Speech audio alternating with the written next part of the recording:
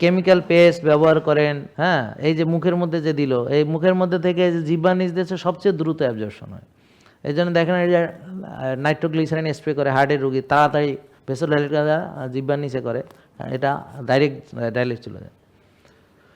তো এই জন্যে তো আমরা যে সাবান, শ্যাম্পু, তারপর হচ্ছে লোশন, তারপর লিপস্টিক, তারপর মুখের প্রসাধনী, আরও কী কী মুখের মধ্যে মাখে না, তো যা মাখি, কেমিক্যাল যত যাই মাখি না কেন, সব আমার রক্তের ভিতরে চলে যায়, চামড়ার ফাঁক দিয়ে ঢুকে যায়। মানে এনিথিং যাই আপনি চামড়ায় লাগালেন এটাই ভিতরে ঢুকবে, নাকি বোঝেননি কথা?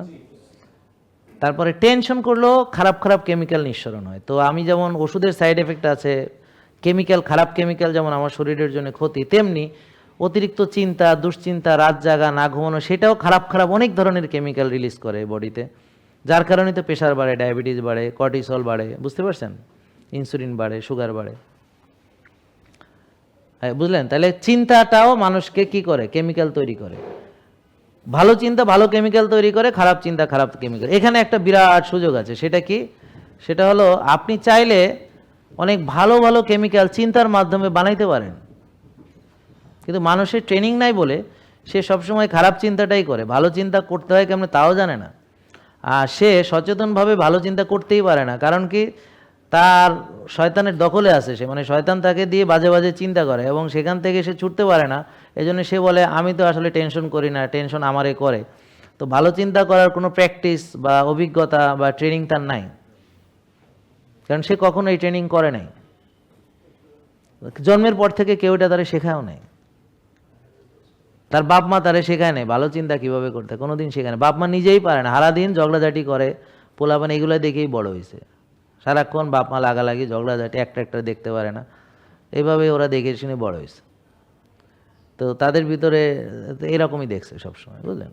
আমার বাপ প্রচণ্ড রাগী, হ্যাঁ, আর আমার একটুতে মাইন্ড করে খালি এই লাগালাগি চলতে আছে সারাক্ষণ ভেজাল। তো এখানে চিন্তা পরিবর্তনের যে প্র্যাকটিস, সেটা কোথায় শিখাইছে আপনাকে? স্কুলে না, কলেজে না, ভার্সিটিতে না, কোথাও না, কোনো জায়গায় শেখায়নি। তাহলে এই প্র্যাকটিসটা আছে কি না? আছে।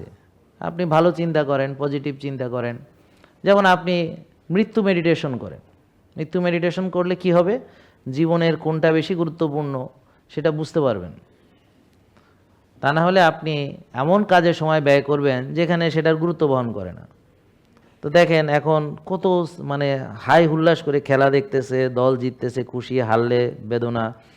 এই যে দেখেন কবরে এগুলো জিজ্ঞেস করা হবে না, এখন মারা গেলে কে কয়টা গোল দিছে এটাতে কিছু আপনার আসবে যাবে না। কিন্তু আপনার জীবন থেকে এই যে সময়গুলো চলে গেল, কবরে কেউ ইবাদত করতে পারে না।